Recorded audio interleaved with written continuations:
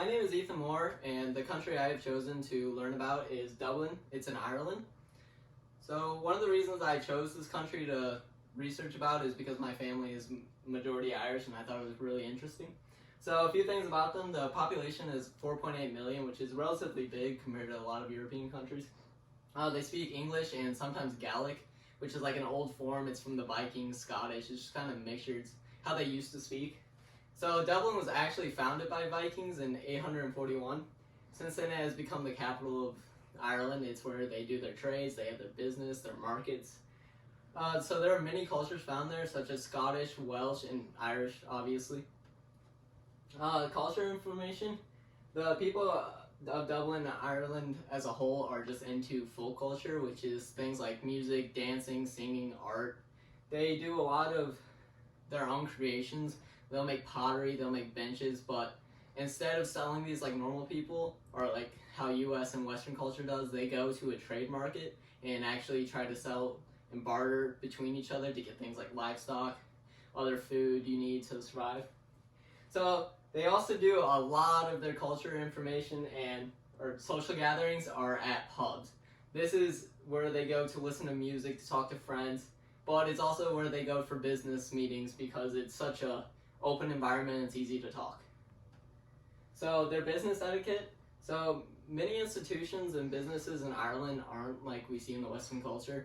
Instead, they are more like farms and things that their family runs, and this is mainly because they didn't really have the business exchange in their city like we did, and originally they had to survive off of potatoes and things like that. So their family became really close, and they make their farms and they keep it in their family. So the next very important thing is if you do go into a business meeting in Ireland, there's a very important thing you need to do, which is to shake everyone's hand. If you don't shake someone's hand, it's a sign of disrespect. However, after you do this, or to shake everyone's hand, it becomes very relaxed. It's not as formal as other countries. So the country I decided to put my pitch against is IRFU, and that is their Irish rugby team. They were created in 1879, and they eventually moved away from just Irish people, and they became World Rugby in 1886, where they competed against different countries. They're one of the best teams out there, and why I would make this pitch to this company is because it's something not a lot of Americans ever see. So bringing something of their culture over here, I think would have a big chance of revenue, and because people are going to want to see it because they haven't seen a sport like that before. So the next company I pitched against is Guinness. And Guinness is one of Ireland's most famous alcohol. It's all over the world. You can find it at pretty much any bar. They were first created in 1759, and they made it all over. They distribute to over 50 countries, including London and Italy and things like that. I would make to pitch them because if their company started producing over here as well, I think they would have a bigger market and it would be easy or more accessible to Americans. And I think that you'd see a revenue source like Anheuser-Busch with Guinness because it is that big.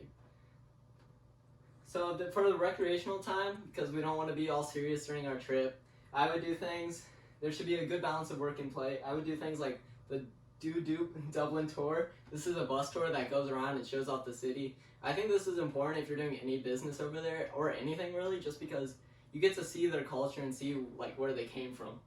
The next thing I would want to go see is the St. Patrick's Cathedral. This is actually the biggest church they have in Ireland. And the reason I would want to see this and want everyone else to see that is because St. Patrick has made its way around the world. He's famous. I mean, he even has his own holiday back in America, so I think it would be really cool to see his origin and see what has been created in his name.